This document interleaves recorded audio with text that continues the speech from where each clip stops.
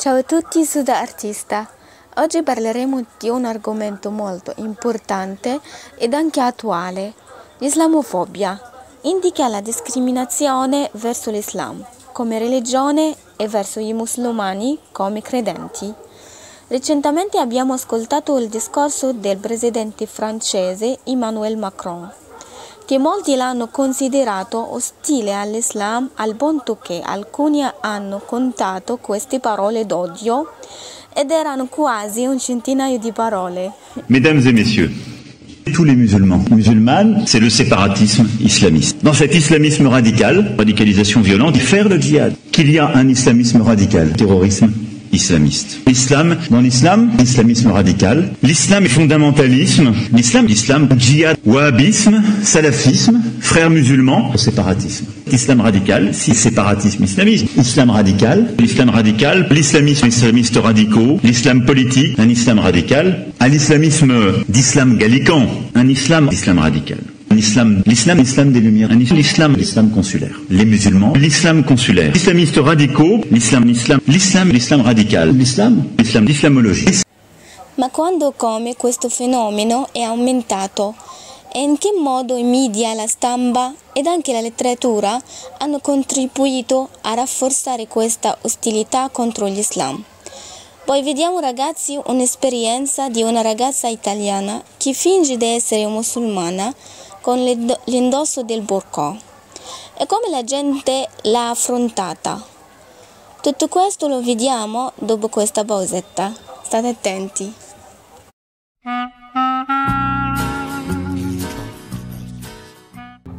Nel Medioevo, molto clero cristiano ed ebraico hanno considerato l'Islam come un'eresia e non già come una nuova ed originale fede.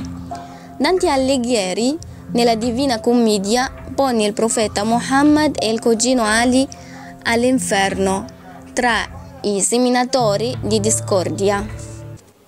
Durante l'età moderna criticarono l'Islam tra gli altri Martin Lutero, Blaise Pascal e gli illuministi. Ma come questi pensieri influenzano in modo negativo sulla gente?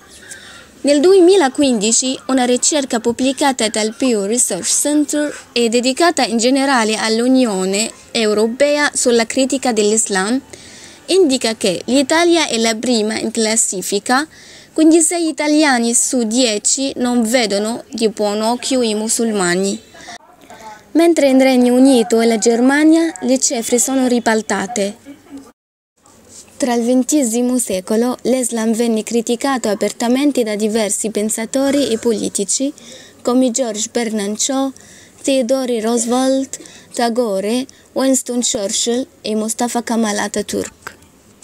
Se guardiamo alla legge italiana, non c'è una legge che proibisca la preghiera islamica o l'indossare dell'hijab o il burqa, ma dipende dalle decisioni locali. Arriviamo ora alla parte che molti stanno aspettando, che nel 2015 una ragazza italiana molto coraggiosa finge di essere musulmana e prova a passare un giorno tra la comunità italiana. La vediamo. Per capire quello che provano le donne musulmane che in Italia decidono di coprirsi con un velo integrale, ho fatto un esperimento. Ho indossato un niqab lasciando scoperti soltanto gli occhi e sono andata con un complice a fare un giro a Milano. Come prima tappa vado in metro. In Italia è permesso tutto, anche se c'è Bin Laden, fa niente, in Italia si può tutto.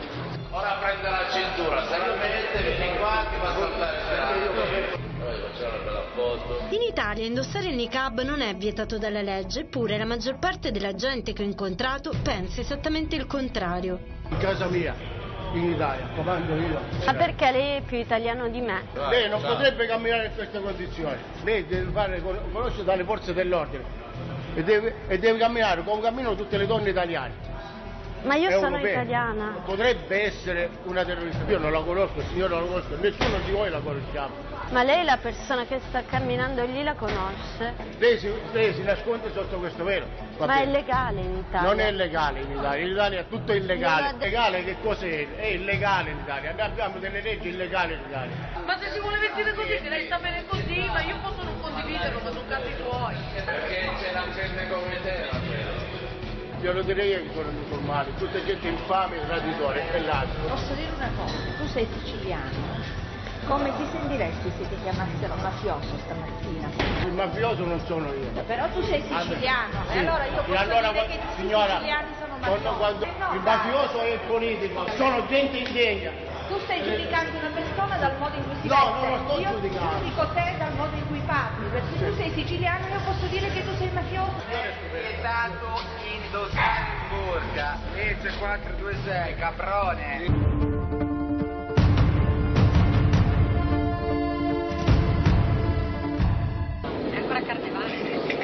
Loro quando vengono qua non vogliono levare il velo, però se loro vanno di là sono obbligati a mettersi il velo.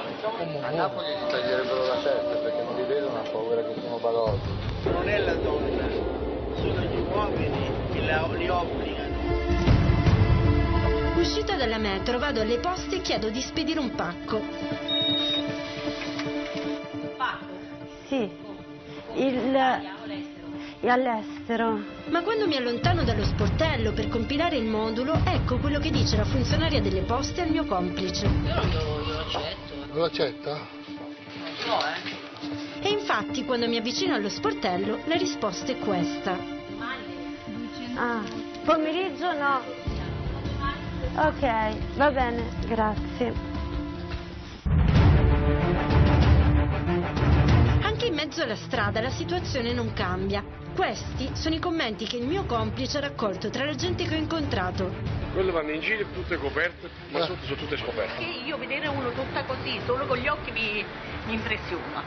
Dovrebbero adattarsi come noi, non fare quello che vogliono. Cosa si nasconde sotto quella maschera? Lei sarà stata anche bella e giusta, perché oggi ci mette la condizione di aver paura del vicino. è buona, è regolata già. Qua bisogna stare attenti. Quello dell'ISIS, quella lì. No, la polizia non subito vuoi vedere cosa vuoi, ragazzi, senza qua. Questa settimana di merda. È pomeriggio e la mia giornata è praticamente finita. Ma prima di andare via decido di visitare il Duomo di Milano. All'ingresso ci sono i militari che controllano tutte le borse. Nella mia c'è la telecamera nascosta, che è proprio quella che state vedendo adesso.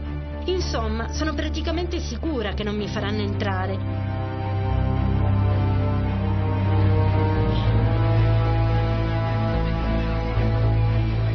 La borsa per favore. Mi fate controllare dalla ragazza. Va bene. Avete capito? Il militare ha aperto la borsa e ha dato un'occhiata. Peccato che non si sia assolutamente accorto di quello che c'era dentro. E infatti passo come se nulla fosse. Il mio esperimento finisce qui. Sono nel Duomo di Milano e dopo una giornata trascorsa tra sguardi intimoriti, commenti cattivi, accuse di terrorismo, mi rendo conto che in fondo, proprio dove avrebbero dovuto controllarmi, non l'hanno fatto. Alla fine, ragazzi, vi chiedo gentilmente di mettere mi piace al mio video e condividetelo, così mi incoraggiate a fare altri nuovi. Ci vediamo alla prossima, ciao!